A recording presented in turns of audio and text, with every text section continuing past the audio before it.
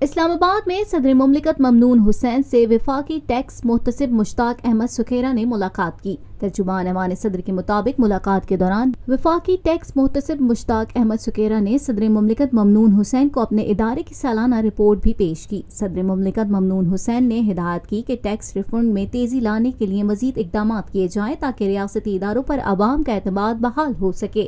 صدر مملکت ممنون حسین نے رپورٹ پر اظہار اطمینان کرتے ہوئے کہا کہ ٹیکس دہندگان کی شکایات کے ازالے کے لیے وفاقی ٹیکس محتسب کے ادارے کی بڑی اہمیت ہے۔ انہوں نے گزشتہ ٹیکس کی شرح سے زائد وصولی کے معاملات میں وفاقی ٹیکس محتسب اور ان کے ادارے کی کاوشوں کی تعریف کی۔